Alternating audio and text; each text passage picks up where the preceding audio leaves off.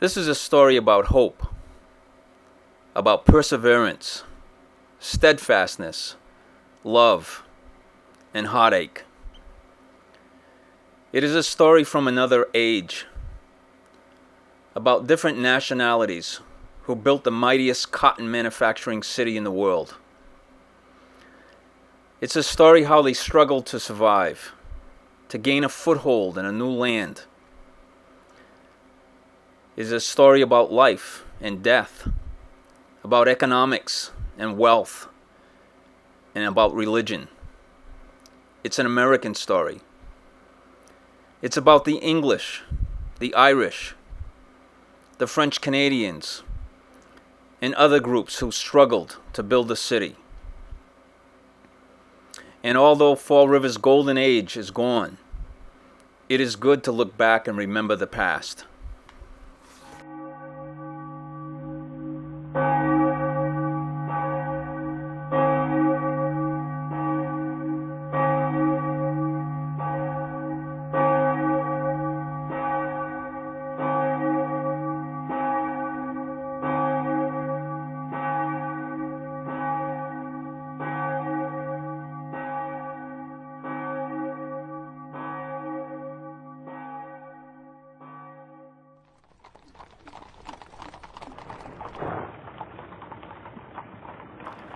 In 1803, the southern part of Freetown, which had earlier been purchased from the Wampanoag Indians, separated and was incorporated as the town of Fall River. In 1804, the name was changed to Troy, and then back again in 1834 to Fall River, spelled as two separate words. In its early years, Fall River was basically a small agricultural town with a few small shops and sawmills located along the Quequechan River. But because of its strategic location near Narragansett Bay, and because of the Quequechan River, and finally because of the invention of steam power, over the next few decades, Fall River quickly developed into one of the leading textile centers in New England. In 1812, the population of Fall River was only approximately 300 people. But by 1826, cotton manufacturing had become king, and there were 10 factories on the Quequechan River employing 1,300 workers. The earliest labor force for these mills came from surrounding towns and farms, so most of the early mill workers were Yankees or English in nationality. These mills ran 12 hours a day, 6 days a week. The wages were low, and often whole families, including women and children, had to work in the mills to make ends meet. A man who worked in the mill's machine shop during the 1820s made the best wage, about 90 cents a day, while a girl in the carding room earned only 26 cents a day. By the early 1840s, increased mechanization of the textile industry caused the demand for labor to grow so rapidly that the local area could no longer provide the necessary labor force. Mill owners sent out agents to England, Scotland, and Ireland to encourage immigration to Fall River.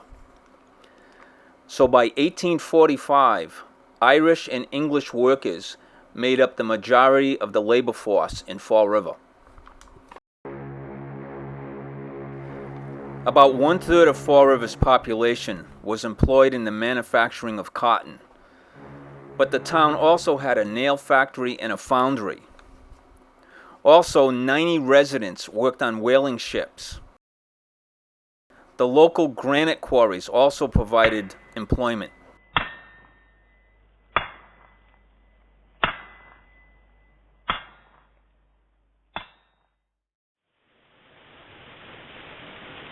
By 1850, almost all of the available water power of the Quequechan River was being used.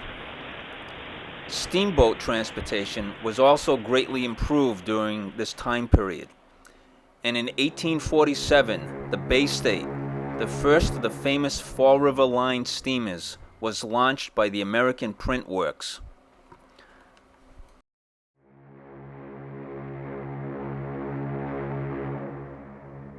While hundreds of tourists and businessmen were passing through Fall River on the Fall River line on their way to New York and Boston, another group of people were arriving in Fall River by other less luxurious boats. Immigration, especially from Ireland, increased tremendously during this period. During the early 1850s, there was also a significant English and French Canadian community in Fall River, but like the other immigrant groups, they did not come in great numbers until after the Civil War. In 1865, the year the Civil War came to an end, less than 1/3 of Fall River's residents were immigrants. But by 1875, immigrants would make up the majority of Fall River's population. Attention, company! Attention, company! Attention, company! Also, by the 1870s, the daughters of Yankee farmers, once the mainstay of the mill operatives, were no longer as interested in mill work because of the low pay and poor working conditions. And with the loss of the male operatives who joined the Union Army during the Civil War, the mill owners had to look elsewhere to satisfy the labor shortage.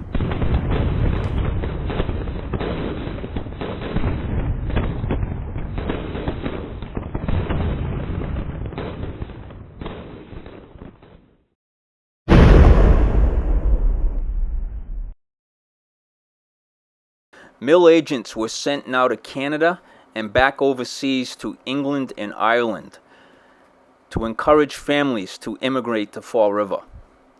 Skilled Scottish and English workers were thought to be particularly desirable since they were Protestant and would make the best Americans, a form of bigotry that many non-Protestant groups found themselves subject to in New England. Little did the mill owners realize it, but by hiring skilled English, Scottish, and Irish textile workers, they were unintentionally importing labor radicalism. These workers were willing to go on strike to force the owners for better pay. And throughout the 1870s, immigrants from England and Ireland organized a series of labor strikes.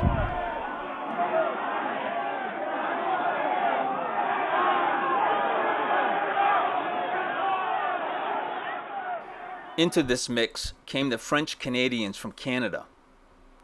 And like the Irish before them, they came to New England to escape the crushing poverty at home. Quebec had suffered a deep and prolonged agrarian depression in the mid-1800s.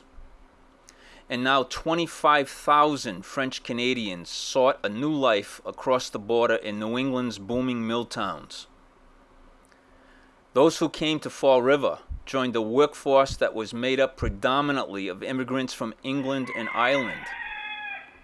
The French Canadians who came to Fall River were rural people. They had no experience with factory work, and their poverty gave them little choice but to accept the lowest wages and the worst types of jobs. This earned them the hostility of both the English Protestants and the Irish Catholics. The Canadians were also hostile to labor unions and tended to support the Republican Party. Isolated by their language, the Canadians clustered in their own squalid neighborhoods, segregated from the English and the Irish. Religion became a refuge. French-speaking priests provided ministry as well as community leadership and social services. Numerous confrontations involving Irish and French Canadian mill workers were common. Fistfights, name-calling, and even murder made the evening headlines. Not unlike today, people in 19th century Fall River had to deal with many choices in their daily lives. We may think that our lives today are so much more different, but the more things change, the more they seem to remain the same. Maybe they had fewer choices than we do today, but I think some of the local headlines will make us realize that society was really no different back then than it is today.